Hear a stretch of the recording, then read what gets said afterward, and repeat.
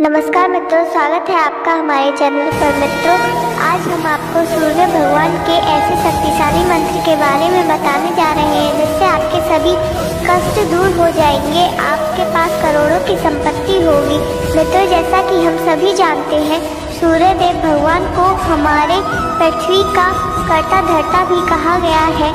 सूर्य उपनिषद में यह लिखा गया है कि इस जगत के कर्ता धर्ता सूर्य भगवान ही है और उन्हीं के कारण इस पृथ्वी की उत्पत्ति हुई है। जैसा कि हम सभी जानते हैं, सूर्यदेव भगवान के बिना दिन का होना असंभव है और यह जीवन भी असंभव है। मित्रों, अगर आप सूर्यदेव भगवान की उपासना करना चाहते हैं तो अपनी पूजा पाठ में उनके मंत्रों को शामिल कर उन्हें प्रसन्न करना आपके लिए बहुत आसान हो जाएगा, जिससे आप अपने जीवन में सुखी जीवन पा सकते हैं और अपने सूर्य देव या इष्ट देव को प्रसन्न कर सकते हैं। मित्रों, आइए जानते हैं उस मंत्र के बारे में, लेकिन उससे पहले अगर आपको यह वीडियो पसंद आए तो इस वीडियो को दिल से एक लाइक अवश्य करें और ऐसी ही वीडियो देखने के लिए हमारे चैनल को सब्सक्राइब कर बेल आइकन अवश्य दबा दें। आइए मित्रों, मंत्र कुछ इस प्रकार है। ओम आदित्याय विद्महे दिवाकराय धीमहि तन्नो सूर्य प्रचोदयात्। ओम आदित्याय विद्महे दिवाकराय धीमहि तन्नो सूर्य प्रचोदयात्। ओम आदित्याय विद्महे दिवाकराय धीमहि तन्नो सूर्य प्रचोदयात्। ओम आदित्याय विद्महे दिवाकराय धीमहि तन्नो सूर्य प्रचोदयात्। ओम आदित्याय विद्महे दिवाकराय धीमहि तन्नो सूर्य प्रचोदयात्। ओम आदित्याय विद्महे दिवाकराय धीमहि तन्नो सूर्य प्रचोदयात्। ओम आदित्याय विद्महे दिवाकराय धीमहि तन्नो सूर्य प्रचोदयात्। ओम आदित्याय विद्महे दिवाकराय धीमहि तन्नो सूर्य प्रचोदयात्। ओम आदित्याय विद्महे दिवाकराय धीमहि तन्नो सूर्य प्रचोदयात्। ओम आदित्याय विद्महे दिवाकराय धीमहि तन्नो सूर्य प्रचोदयात्। ओम आदित्याय विद्महे दिवाकराय धीमहि तन्नो सूर्य प्रचोदयात्।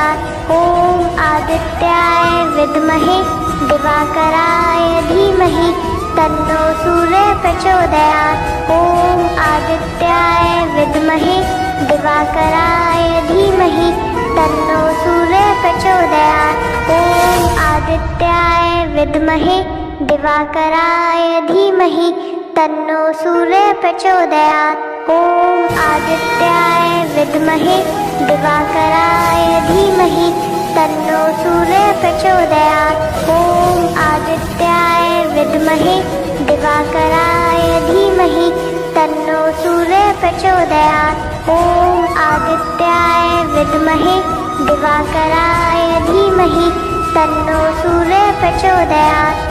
ओम आदित्याय विद्महे दिवाकराय धीमहि तन्नो सूर्य प्रचोदयात्। ओम आदित्याय विद्महे दिवाकराय धीमहि तन्नो सूर्य प्रचोदयात्।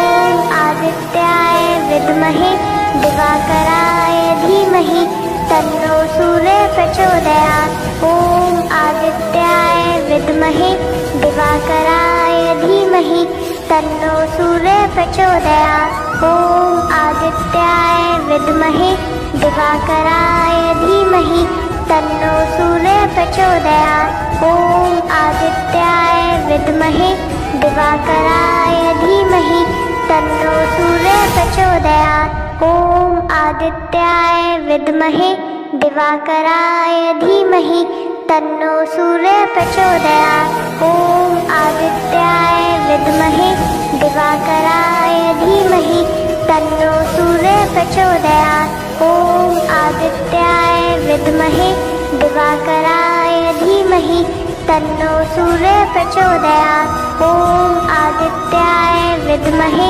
दिवाकराय धीमहि तन्नो सूर्यः प्रचोदयात्।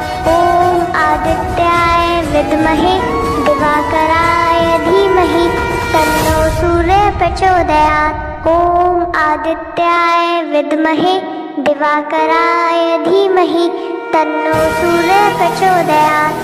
ॐ आदित्याय विद्महे दिवाकराय धीमहि तन्नो सूर्यः प्रचोदयात्। ॐ आदित्याय विद्महे दिवाकराय धीमहि तन्नो सूर्यः प्रचोदयात्। ॐ आदित्याय विद्महे दिवाकराय धीमहि तन्नो सूर्यः प्रचोदयात्। ॐ आदित्याय विद्महे दिवाकराय धीमहि तन्नो सूर्यः प्रचोदयात्। ॐ आदित्याय विद्महे दिवाकराय धीमहि तन्नो सूर्यः प्रचोदयात्। ॐ आदित्याय विद्महे दिवाकराय धीमहि तन्नो सूर्यः प्रचोदयात्। ॐ आदित्याय विद्महे दिवाकराय धीमहि तन्नो सूर्यः प्रचोदयात्। ॐ आदित्याय विद्महे दिवाकराय धीमहि तन्नो सूर्यः प्रचोदयात्। ॐ आदित्याय विद्महे दिवाकराय धीमहि तन्नो सूर्यः प्रचोदयात्। ॐ आदित्याय विद्महे दिवाकराय धीमहि तन्नो सूर्यः प्रचोदयात्। ॐ आदित्याय विद्महे दिवाकराय धीमहि तन्नो सूर्यः प्रचोदयात्। ॐ आदित्याय विद्महे दिवाकराय धीमहि तन्नो सूर्यः प्रचोदयात्। ॐ आदित्याय विद्महे दिवाकराय धीमहि तन्नो सूर्यः प्रचोदयात्। ॐ आदित्याय विद्महे दिवाकराय धीमहि तन्नो सूर्यः प्रचोदयात्। ॐ आदित्याय विद्महे दिवाकराय धीमहि तन्नो सूर्यः प्रचोदयात्। ॐ आदित्याय विद्महे दिवाकराय धीमहि तन्नो सूर्यः प्रचोदयात्। ॐ आदित्याय विद्महे दिवाकराय धीमहि तन्नो सूर्यः प्रचोदयात्। ॐ आदित्याय विद्महे दिवाकराय धीमहि तन्नो सूर्यः प्रचोदयात्। ॐ आदित्याय विद्महे दिवाकराय धीमहि तन्नो सूर्यः प्रचोदयात्। ॐ आदित्याय विद्महे दिवाकराय धीमहि तन्नो सूर्यः प्रचोदयात्। ॐ आदित्याय विद्महे दिवाकराय धीमहि तन्नो सूर्यः प्रचोदयात्। ॐ आदित्याय विद्महे दिवाकराय धीमहि तन्नो सूर्यः प्रचोदयात्। ॐ आदित्याय विद्महे दिवाकराय धीमहि तन्नो सूर्यः प्रचोदयात्। ॐ आदित्याय विद्महे दिवाकराय धीमहि तन्नो सूर्यः प्रचोदयात्। ॐ आदित्याय विद्महे दिवाकराय धीमहि तन्नो सूर्यः प्रचोदयात्। ॐ आदित्याय विद्महे दिवाकराय धीमहि तन्नो सूर्यः प्रचोदयात्। ॐ आदित्याय विद्महे दिवाकराय धीमहि तन्नो सूर्यः प्रचोदयात्। ॐ आदित्याय विद्महे दिवाकराय धीमहि तन्नो सूर्यः प्रचोदयात्। ॐ आदित्याय विद्महे दिवाकराय धीमहि तन्नो सूर्यः प्रचोदयात्। ॐ आदित्याय विद्महे दिवाकराय धीमहि तन्नो सूर्यः प्रचोदयात्। ॐ आदित्याय विद्महे दिवाकराय धीमहि तन्नो सूर्यः प्रचोदयात्। ॐ आदित्याय विद्महे दिवाकराय धीमहि तन्नो सूर्यः प्रचोदयात्। ॐ आदित्याय विद्महे दिवाकराय धीमहि तन्नो सूर्यः प्रचोदयात्। ॐ आदित्याय विद्महे दिवाकराय धीमहि तन्नो सूर्यः प्रचोदयात्। ॐ आदित्याय विद्महे दिवाकराय धीमहि तन्नो सूर्यः प्रचोदयात्। ॐ आदित्याय विद्महे दिवाकराय धीमहि तन्नो सूर्यः प्रचोदयात्। ॐ आदित्याय विद्महे दिवाकराय धीमहि तन्नो सूर्यः प्रचोदयात्। ॐ आदित्याय विद्महे दिवाकराय धीमहि तन्नो सूर्यः प्रचोदयात्। ॐ आदित्याय विद्महे दिवाकराय धीमहि तन्नो सूर्यः प्रचोदयात्। ॐ आदित्याय विद्महे दिवाकराय धीमहि तन्नो सूर्यः प्रचोदयात्। ॐ आदित्याय विद्महे दिवाकराय धीमहि तन्नो सूर्यः प्रचोदयात्। ॐ आदित्याय विद्महे दिवाकराय धीमहि तन्नो सूर्यः प्रचोदयात्। ॐ आदित्याय विद्महे दिवाकराय धीमहि तन्नो सूर्यः प्रचोदयात्। ॐ आदित्याय विद्महे दिवाकराय धीमहि तन्नो सूर्यः प्रचोदयात्। ॐ आदित्याय विद्महे दिवाकराय धीमहि तन्नो सूर्यः प्रचोदयात्। ॐ आदित्याय विद्महे दिवाकराय धीमहि तन्नो सूर्यः प्रचोदयात्। ॐ आदित्याय विद्महे दिवाकराय धीमहि तन्नो सूर्यः प्रचोदयात्। ॐ आदित्याय विद्महे दिवाकराय धीमहि तन्नो सूर्यः प्रचोदयात्। ॐ आदित्याय विद्महे दिवाकराय धीमहि तन्नो सूर्यः प्रचोदयात्। ॐ आदित्याय विद्महे दिवाकराय धीमहि तन्नो सूर्यः प्रचोदयात्। ॐ आदित्याय विद्महे दिवाकराय धीमहि तन्नो सूर्यः प्रचोदयात्। ॐ आदित्याय विद्महे दिवाकराय धीमहि तन्नो सूर्यः प्रचोदयात्। ॐ आदित्याय विद्महे दिवाकराय धीमहि तन्नो सूर्यः प्रचोदयात्। ॐ आदित्याय विद्महे दिवाकराय धीमहि तन्नो सूर्यः प्रचोदयात्। ॐ आदित्याय विद्महे दिवाकराय धीमहि तन्नो सूर्यः प्रचोदयात्। ॐ आदित्याय विद्महे दिवाकराय धीमहि तन्नो सूर्यः प्रचोदयात्। ॐ आदित्याय विद्महे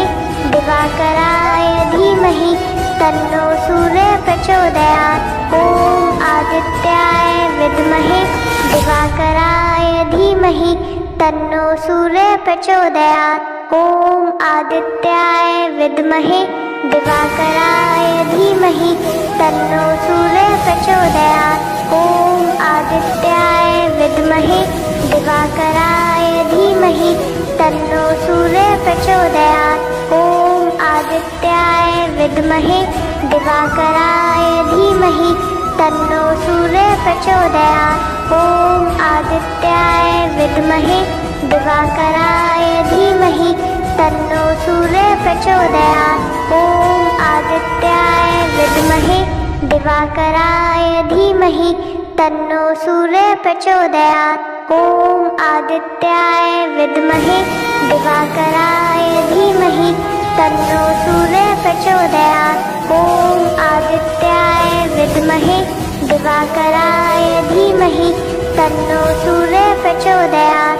ॐ आदित्याय विद्महे दिवाकराय धीमहि तन्नो सूर्यः प्रचोदयात्। ॐ आदित्याय विद्महे दिवाकराय धीमहि तन्नो सूर्यः प्रचोदयात्। ॐ आदित्याय विद्महे दिवाकराय धीमहि तन्नो सूर्यः प्रचोदयात्। ॐ आदित्याय विद्महे दिवाकराय धीमहि तन्नो सूर्यः प्रचोदयात्। ॐ आदित्याय विद्महे दिवाकराय धीमहि तन्नो सूर्यः प्रचोदयात्। ॐ आदित्याय विद्महे दिवाकराय धीमहि तन्नो सूर्यः प्रचोदयात्। ॐ आदित्याय विद्महे दिवाकराय धीमहि तन्नो सूर्यः प्रचोदयात्।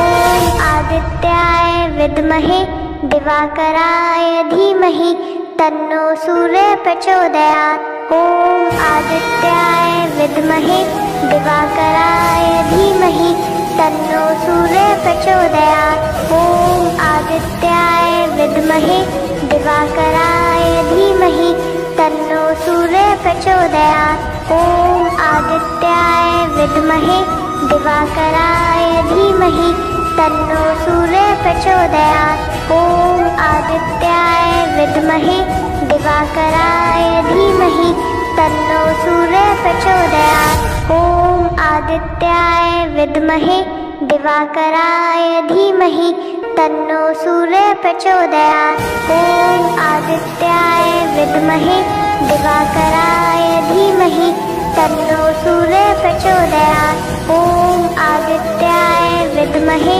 दिवाकराय धीमहि तन्नो सूर्यः प्रचोदयात्। ॐ आदित्याय विद्महे दिवाकराय धीमहि तन्नो सूर्यः प्रचोदयात्। ॐ आदित्याय विद्महे दिवाकराय धीमहि तन्नो सूर्यः प्रचोदयात्। ॐ आदित्याय विद्महे दिवाकराय धीमहि तन्नो सूर्यः प्रचोदयात्। ॐ आदित्याय विद्महे दिवाकराय धीमहि तन्नो सूर्यः प्रचोदयात्। ॐ आदित्याय विद्महे दिवाकराय धीमहि तन्नो सूर्यः प्रचोदयात्। ॐ आदित्याय विद्महे दिवाकराय धीमहि तन्नो सूर्यः प्रचोदयात्। ॐ आदित्याय विद्महे दिवाकराय धीमहि